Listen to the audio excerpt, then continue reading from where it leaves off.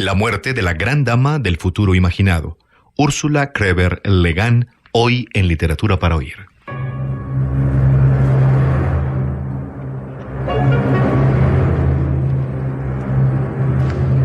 El 22 de enero de 2018 murió en Portland, Oregón, Ursula Kreber Le Guin, nacida en Berkeley, California en 1929, hija de un reconocido antropólogo y una escritora. Fue una destacada escritora estadounidense que publicó obras dentro de numerosos géneros, principalmente ciencia ficción y fantasía, aunque también escribió poesía, crítica, libros infantiles y de fotografía, ensayos y traducciones de otros autores del chino y el español al inglés. Sus libros y cuentos de ciencia ficción y fantasía, que comenzó a escribir desde los 11 años, hicieron que fuera galardonada con varios premios Hugo y Nebula, los máximos galardones del género, además de muchas distinciones. Al morir, dejó publicados más de 80 cuentos, 2 colecciones de ensayos, más de 10 libros para niños, algunos volúmenes de poesía y 19 novelas.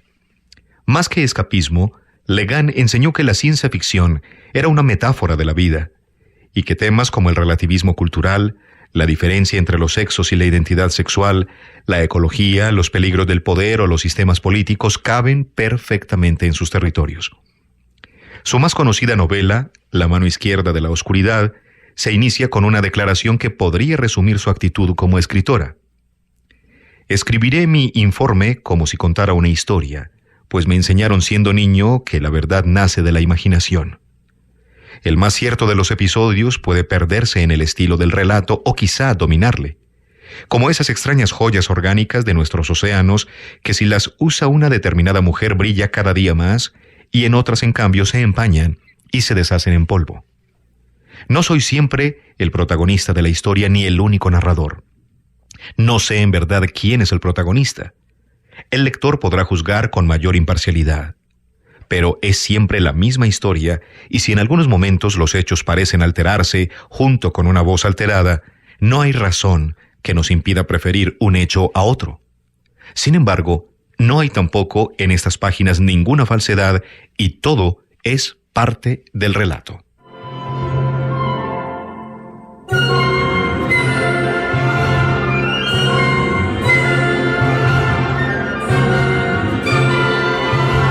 Comencemos con su relato Los que abandonan Omelas.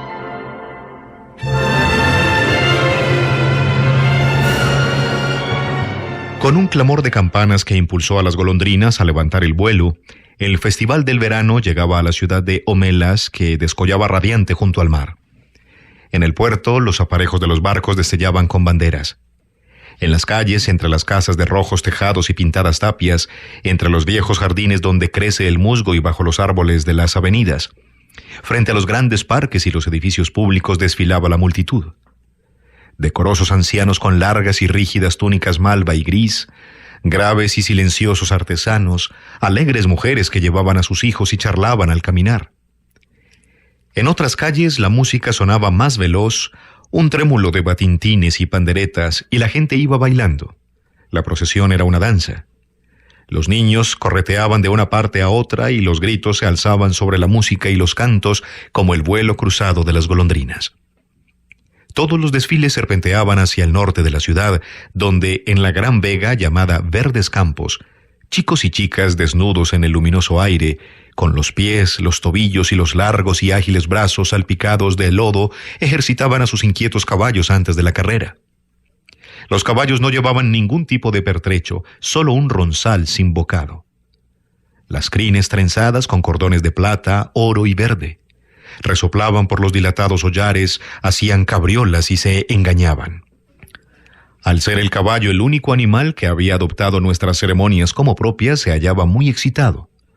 A lo lejos, por el norte y el oeste, las montañas se alzaban sobre la bahía de Omelas, casi envolviéndola.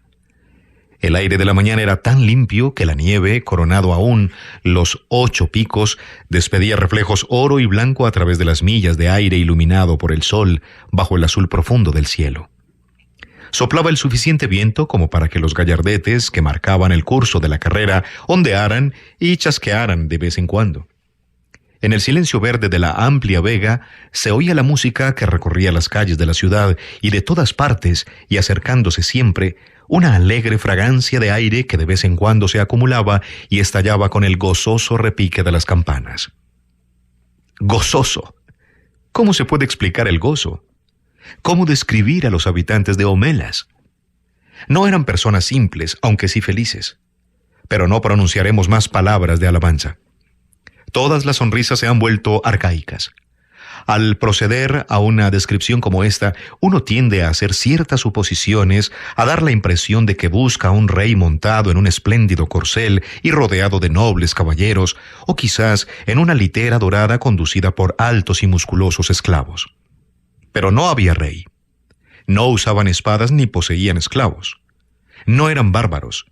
Desconozco las reglas y leyes de la sociedad, pero sospecho que eran singularmente escasas.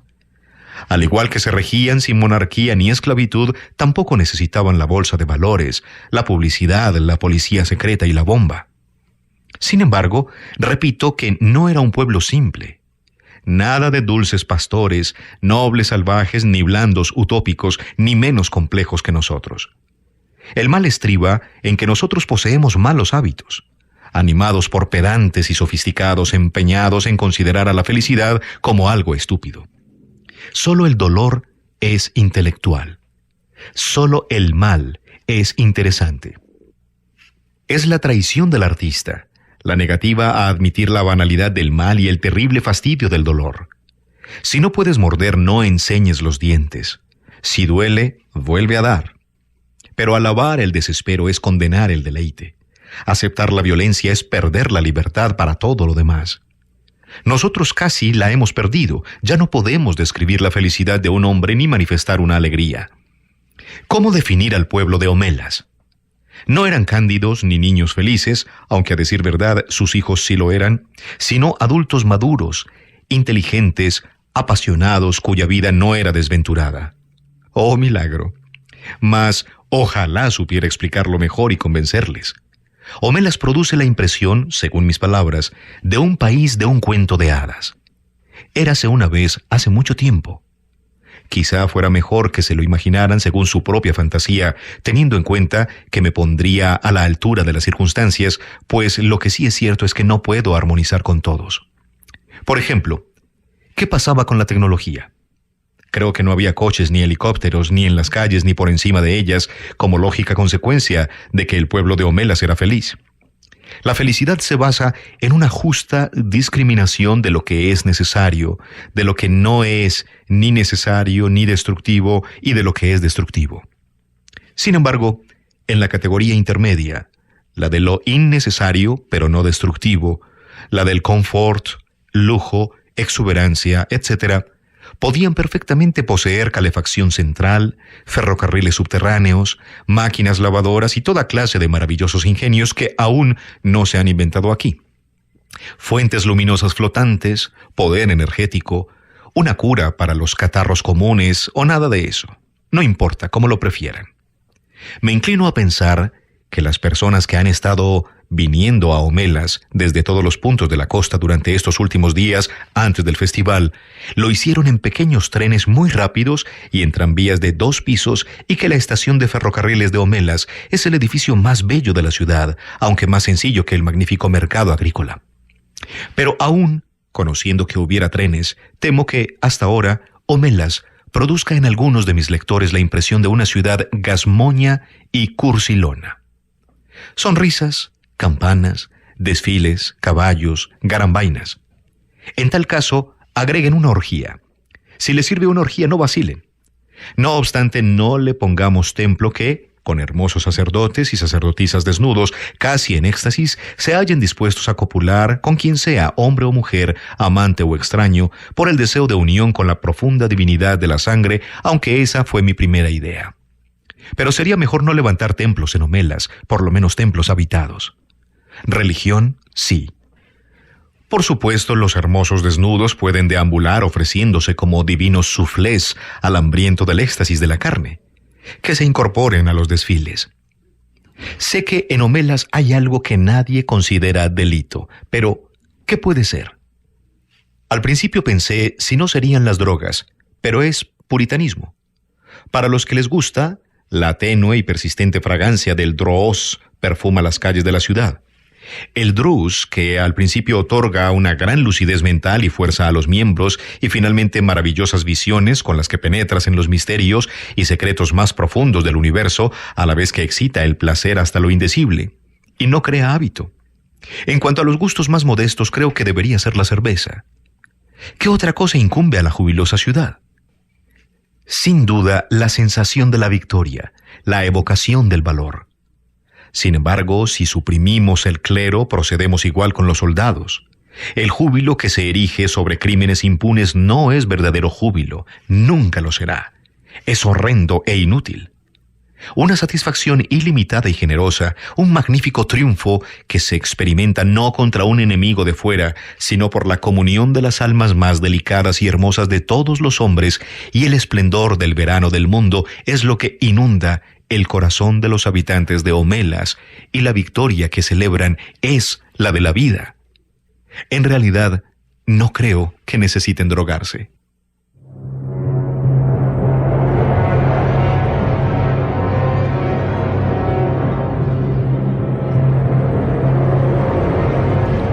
Casi todos los desfiles habían llegado ya a los verdes campos. Un delicioso aroma de manjares surge de las tiendas rojas y azules de los abastecedores. Las caras de los niños pequeños están llenas de graciosos pringues. En la afable barba gris de un hombre se han enredado unas cuantas migas de un rico pastel. Los muchachos y muchachas han montado en sus caballos y comienzan a agruparse en la línea de salida. Una anciana, pequeña, gorda y sonriente, distribuye flores que saca de una cesta y un joven alto las prende en su cabello. Un niño de 9 o 10 años se sienta al borde de la multitud, solo jugando con una flauta de madera.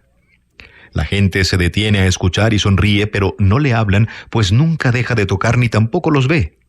Sus ojos negros están totalmente absortos en la dulce y tenue magia de la melodía. Termina y lentamente alza las manos sosteniendo la flauta de madera. Como si ese breve y reservado silencio fuese una señal, se oye de pronto el toque de una corneta que surge del pabellón junto a la línea de partida. Imperioso, melancólico, penetrante. Los caballos se alzan sobre sus esbeltas patas traseras y algunos relinchan como respuesta. Con semblante sereno, los jóvenes jinetes acarician el cuello de sus monturas y las calman susurrando. Tranquilo, tranquilo, no te preocupes. Todo saldrá bien, mi beldad, mi ilusión. Ocupan sus puestos en la línea de salida. A lo largo de la pista, los espectadores son como un campo de hierba y flores al viento. El festival de verano ha comenzado. ¿Lo creen? ¿Aceptan el festival, la ciudad, la alegría? ¿No? Entonces, permítanme que lo describa una vez más.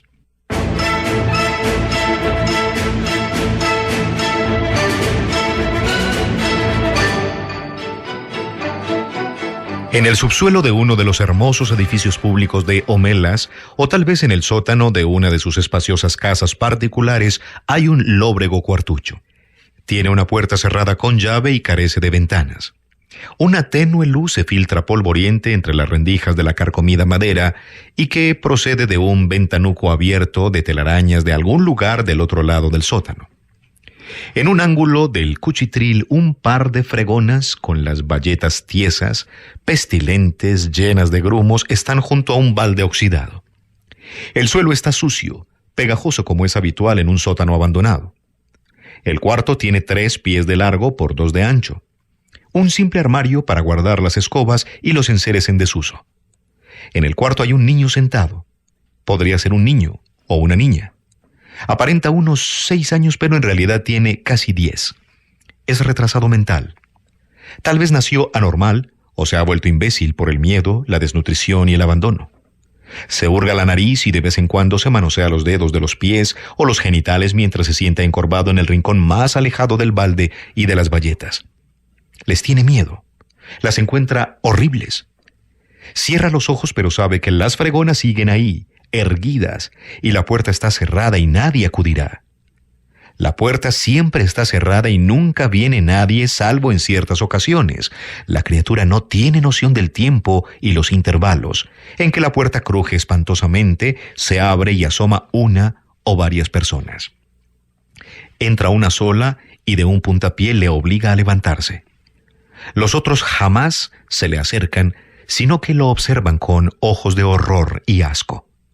La escudilla de comida y el jarro de agua se llenan rápidamente, se cierra la puerta, los ojos desaparecen.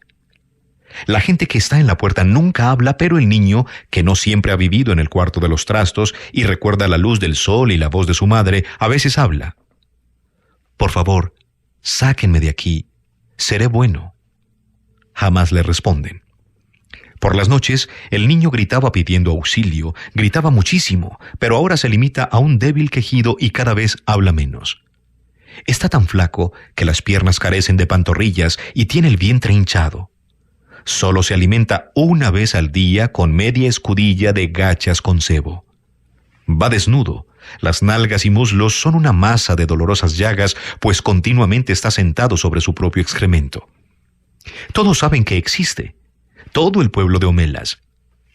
Algunos han ido a verlo, otros se contentan únicamente con saber que está allí. Todos saben que tiene que estar. Algunos comprenden la razón, otros no, pero ninguno ignoran que su felicidad, la belleza de su pueblo, la ternura de sus amigos, la salud de sus hijos, la sabiduría de sus becarios, la habilidad de sus artesanos, incluso la abundancia de sus cosechas o el esplendor de su cielo dependen por completo de la abominable miseria de ese niño. Se lo explican a los niños de 8 a 10 años, siempre que estén capacitados para comprender, y casi todos los que van a verle son adolescentes, aunque con cierta frecuencia también un adulto acude y vuelve para ver al niño. Por muy bien que se lo expliquen, al verlo experimentan un asco que habían creído superar. A pesar de todas las explicaciones, se les advierte furiosos, ultrajados, imponentes. Quisieran hacer algo por el niño, pero todo es inútil.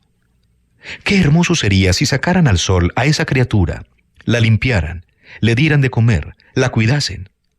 Pero si alguien lo hiciera ese día y a esa hora, toda la prosperidad, la belleza y la dicha de Homelas quedarían destruidas. Esas son las condiciones. Cambiar todo el bienestar y la armonía de cada vida de Homelas por esa sola y pequeña rehabilitación. Acabar con la felicidad de millares a cambio de la posibilidad de hacer feliz a uno. Pero eso sería, por supuesto, reconocer la culpa, admitir el delito.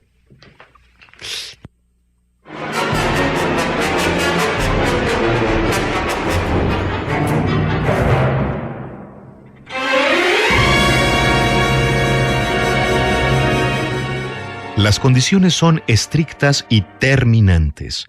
No debe dirigirse al niño una sola palabra amable. A veces los jóvenes regresan a sus casas llorando o con una furia sin lágrimas cuando han visto al niño y se han enfrentado a esa terrible paradoja.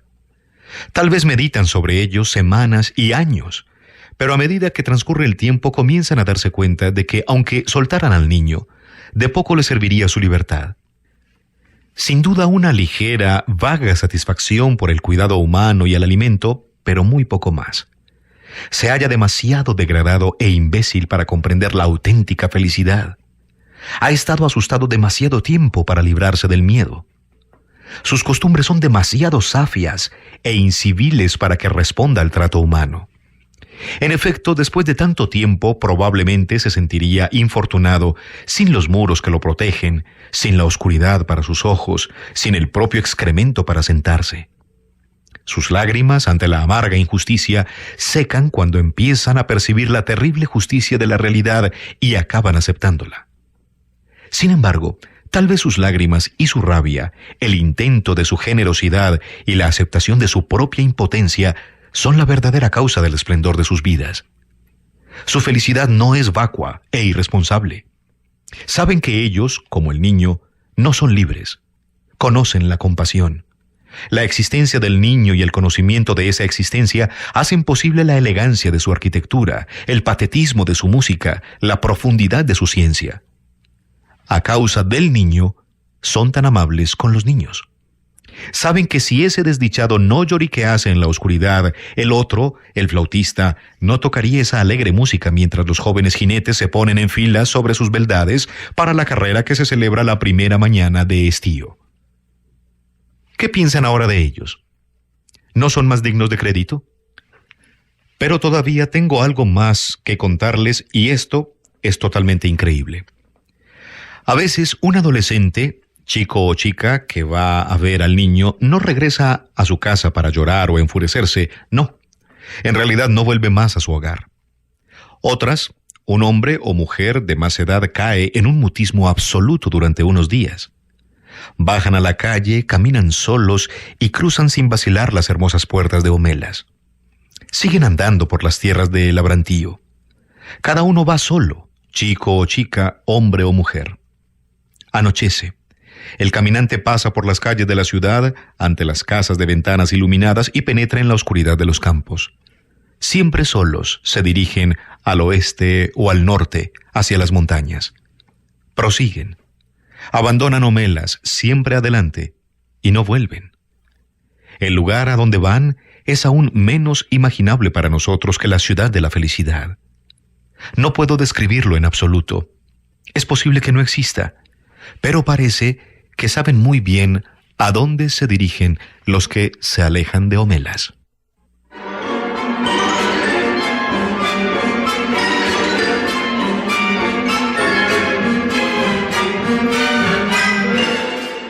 Hoy en Literatura para Oír, la muerte de la gran dama del futuro imaginado, Ursula Le Guin.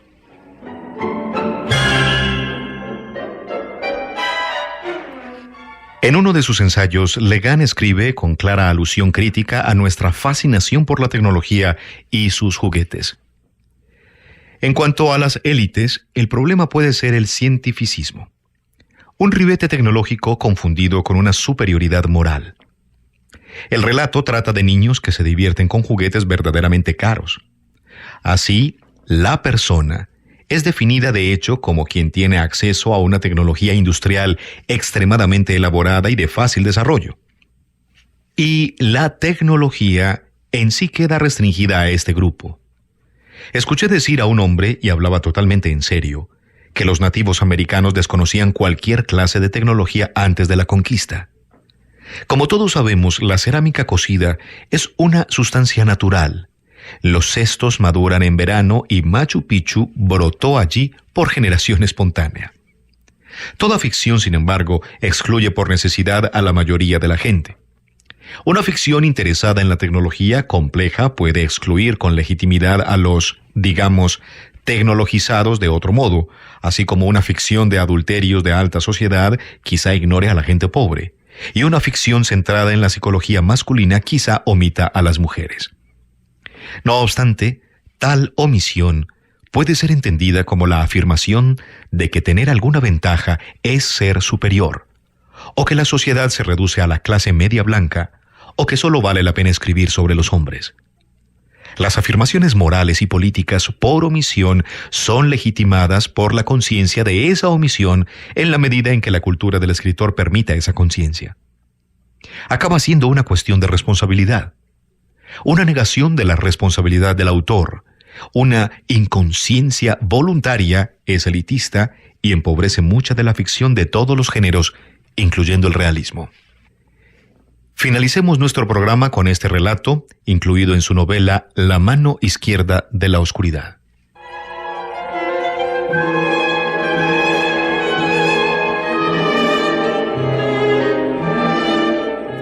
Alrededor de 200 años atrás, en el hogar del Shah en la frontera de la tormenta, vivían dos hermanos que se habían prometido Kemer mutuo. En aquellos días, como ahora, se permitía el Kemer a los hermanos de sangre hasta que uno de ellos concebía un niño. Luego estaban obligados a separarse, de modo que no se les permitía prometerse Kemer por toda la vida. No obstante, estos hermanos así lo habían prometido. Cuando una criatura fue concebida, el señor de Shad le ordenó quebrar el voto y no juntarse nunca más en Kemer.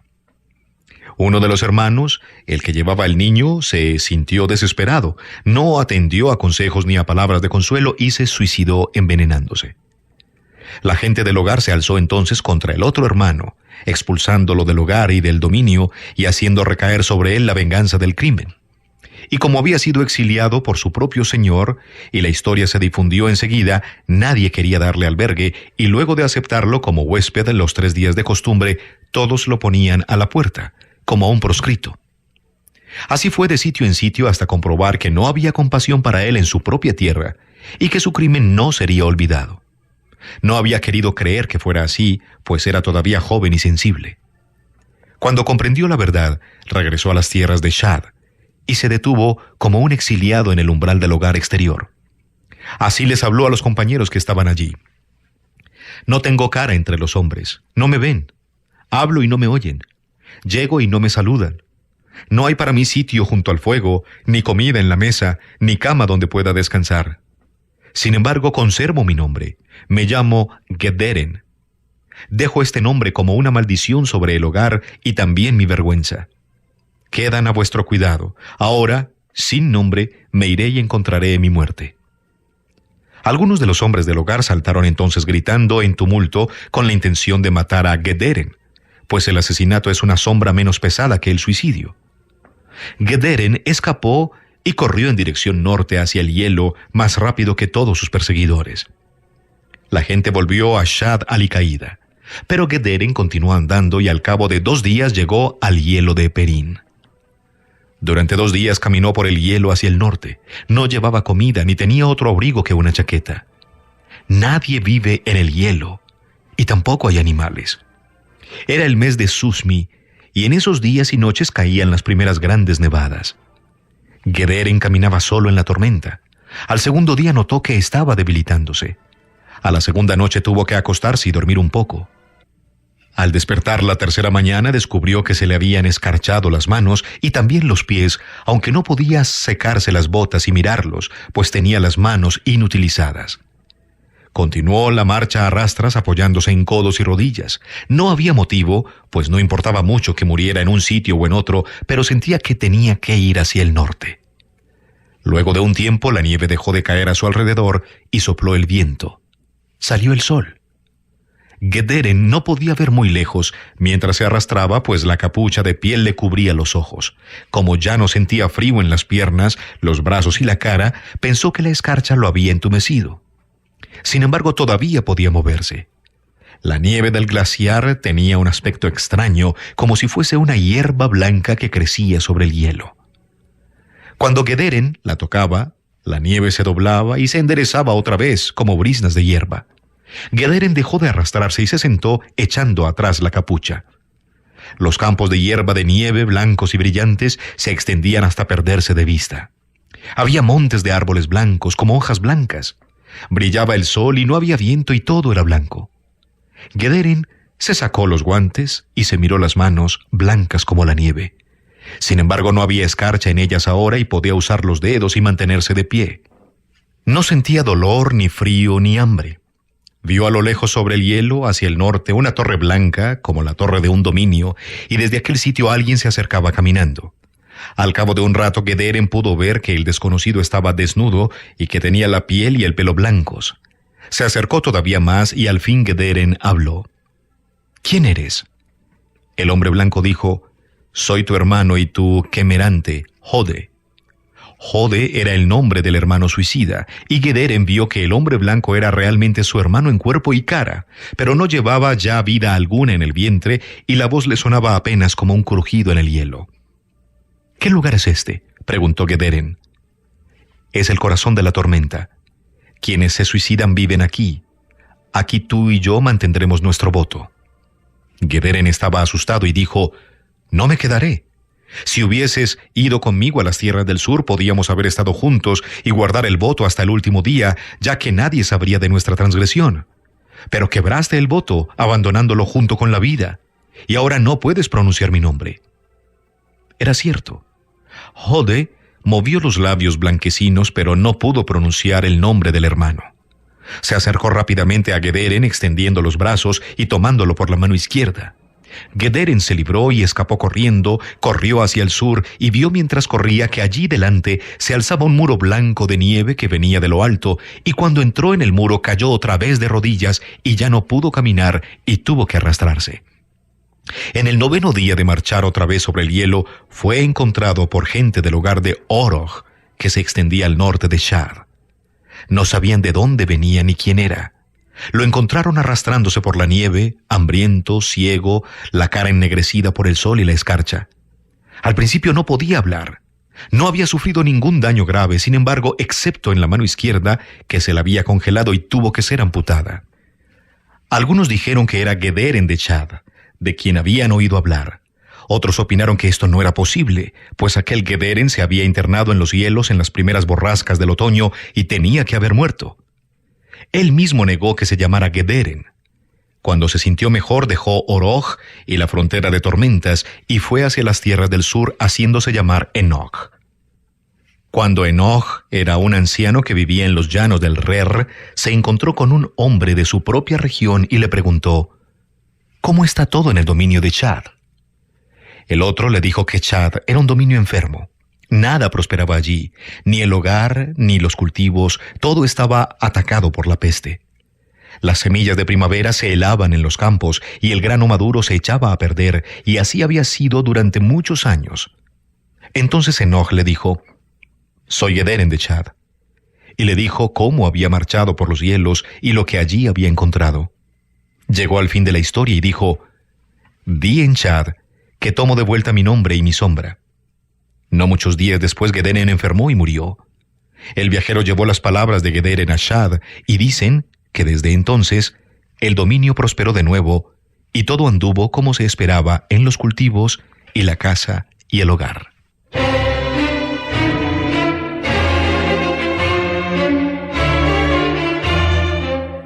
Hoy en Literatura para Oír, nuestro homenaje a la gran dama del futuro imaginado, Ursula Kröber Le Guin.